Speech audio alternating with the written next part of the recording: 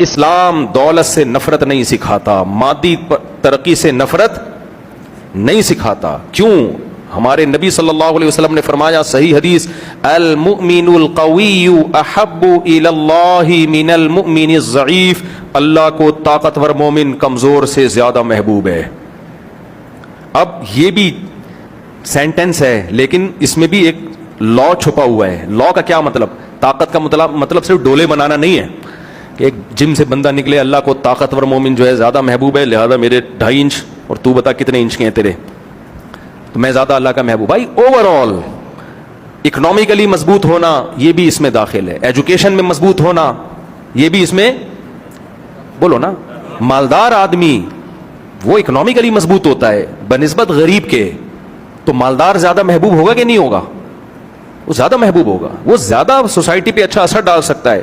نبی صلی اللہ علیہ وسلم نے فرمایا، ایک دفعہ کچھ غریب صحابہ آئے نبی کی خدمت میں، عرض کیا کہ یا رسول اللہ ہم نماز پڑھتے ہیں، مالدار لوگ بھی نماز پڑھتے ہیں، ہم تہجد پڑھتے ہیں وہ بھی تہجد پڑھتے ہیں، ہم رمضان کے روزے رکھتے ہیں وہ بھی روزے رکھتے ہیں، لیکن ایک کام وہ کرتے ہیں ہم نہیں کرتے، وہ صدقہ خیرات دیتے ہیں ہم لیتے ہیں. تو لینے میں کوئی ثواب ہے بھائی؟ کبھی کہیں آپ نے سنا نبی نے فرمایا جس نے اتنے پیسے لیے جنت میں جائے گا؟ کیا خیال ہے؟ دینے کے فضائل ہیں اسلام میں، جس نے اتنا صدقہ دیا وہ جنت میں جائے گا. صدقہ بلاؤں کو ٹالتا ہے، صدقہ لینا بلاؤں کو نہیں ٹالتا، دینا بلاؤں کو ٹالتا ہے. تو کہیں بھی لینے کی موٹیویشن نہیں ہے اسلام میں، دینے کی ہے. ایک صحابی نبی کی خدمت میں آئے، عرض کیا یا رسول اللہ کچھ پیسے چاہیے. کچھ بھی نہیں ہے. آپ نے فرمایا گھر میں جو کچھ ہے وہ برتن لے کر آئے، آپ نے اس کو نیلام کیا، کلہاڑی خرید کے دی اور کہا، پھر ان کو آپ نے سکھایا، پھر فرمایا کہ اللہ کو حدیث کا مفہوم ہے دینے والا ہاتھ پسند ہے، لینا تو مجبوری میں ہوتا ہے، پسند نہیں ہے اللہ کو لینے والا ہاتھ. تو اب صحابی نے عرض کیا، صحابہ غریب صحابہ آئے، یا رسول اللہ ذهب اہل الدثور بالاجور، مالدار لوگ تو اجر لے گئے، ہم بھی تہجد پڑھتے ہیں وہ بھی پڑھتے ہیں، ہم بھی یہ عمل وہ بھی یہ عمل، لیکن ایک نیکی وہ کرتے ہیں ہم نہیں کر سکتے. وہ نیکی کیا؟ وہ دیتے ہیں اور ہم بولو لیتے ہیں. لینے کا تو کوئی ثواب نہیں، ہم دے سکتے نہیں ہیں، ہمارے پاس تو اپنے وسائل نہیں ہیں. تو آپ صلی اللہ علیہ وسلم نے ان غریب صحابہ کو ایک تسبیح بتائی کہ تم یہ تسبیح پڑھا کرو، یہ اللہ کا ذکر ہے مخصوص مقدار میں، یہ کیا کرو. وہ گئے، انہوں نے وہ ذکر کرنا شروع کر دیا. جب مالدار صحابہ کو علم ہوا تو انہوں نے بھی وہ تسبیحات شروع کر دیں. سمجھ رہے کہ نہیں سمجھ رہے؟ پھر وہ غریب صحابہ دوبارہ آئے. دیکھتے صحابہ میں دیکھیں آخرت میں تقابل کا جذبہ کتنا تھا کہ ہم ان سے اجر میں آگے نکل جائیں، جزاک اللہ، ہم اجر میں آگے نکل جائیں. تو وہ آئے، عرض کیا یا رسول اللہ وہ تو مالدار لوگوں نے بھی شروع کر دی وہ تسبیح. تو آپ نے کیا فرمایا؟ ذالک فضل اللہ یؤتیہ من یشاء، بھائی اللہ کا فضل ہے جس کو چاہے دے دے. اللہ تمہارے کسی عمل کو ضائع نہیں کرے گا. لیکن اب ایک کو اللہ نے دولت دی اور وہ خیر کے کاموں میں خرچ کر رہا ہے تو اب یہ اللہ کا فضل ہے. تو اس سے پتہ چلتا ہے طاقتور مومن کمزور مومن سے زیادہ اللہ کو محبوب. یہاں غریب لوگ بیچارے ایک ٹینشن میں جاتے ہیں کہ ایک تو ہم دنیا میں بھی پیچھے رہ گئے اور آخرت میں بھی ہم پیچھے رہ گئے، تو ہمارا تو بیڑا ہی غرق ہو گیا. تو اس کا جواب سن لیں، غریب آدمی ٹینشن میں نہ جائے. اصل میں ہوتا پتہ ہے کیا ہے؟ جیسے جیسے آزمائش بڑھتی ہے نا اجر بڑھتا ہے. جب دولت آتی ہے نا تو ایسا ہوتا نہیں ہے کہ اتنا نیک شریف شرفا بن کے زندگی گزار رہا ہو کہ روزے بھی رکھ رہا ہو، تہجد بھی پڑھ رہا ہو، صدقات و خیرات بھی کر رہا ہو، اور کسی غریب کو دیکھا وہ یہ والا عمل کر رہا ہے تو چلو میں بھی یہ عمل شروع کر دوں. ایسے امیر مارکیٹ میں کیا ہیں؟ شارٹ. غریب کے لیے دین پہ چلنا آسان ہوتا ہے ہی کچھ نہیں. روزہ رکھ لو، کیا خیال ہے بھائی؟ پینے پہ لانے کے لیے پیسے ہی نہیں ہے. ہمارے ایک دوست تھے، گٹکا وہ کھاتے تھے، پان وہ، نسوار وہ، سگریٹ وہ، تھے غریب باپ کی اولاد. ایک دن میں نے دیکھا خالی نسوار پہ سیٹ ہو گئے. میرے کلاس فیلو تھے نا اسکول میں، ہاں وہ خالی نہیں، پٹھان بھی نہیں تھے، اردو اسپیکنگ تھے اور نسوار لیتے تھے. اردو اسپیکنگ، سگریٹ، پان، گٹکا، نسوار، یہ چاروں چیزیں چل رہی تھیں. ایک دن میں نے دیکھا صرف کس پہ آ گئے؟ نسوار پہ. میں نے کہا یار اللہ نے آپ کو توبہ کی توفیق دی، سگریٹ بھی چھوڑ دی، پان بھی، گٹکا بھی، ماشاءاللہ یار. حوصلہ کہتے ہیں، حوصلہ کیا، پیسے ہی نہیں ہے. مہنگی پڑ رہی تھی، کہہ رہے یہ سستی پڑتی ہے.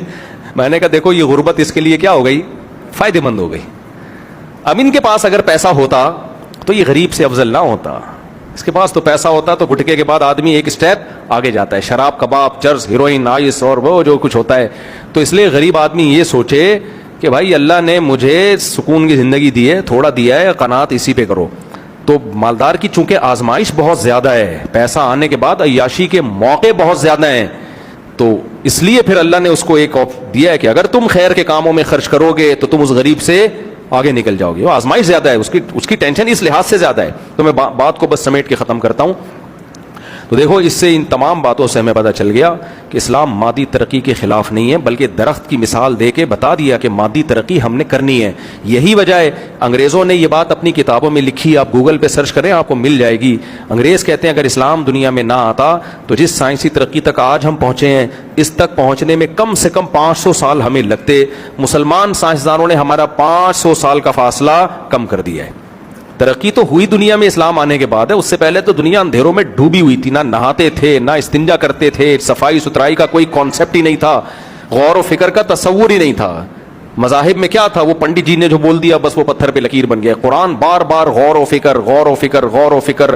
یعقلون کا لفظ کتنی دفعہ قرآن میں آیا ہے؟ افلا تعقلون، عقل سے کام کیوں نہیں لیتے؟ افلا تتفکرون، غور و فکر کیوں نہیں کرتے؟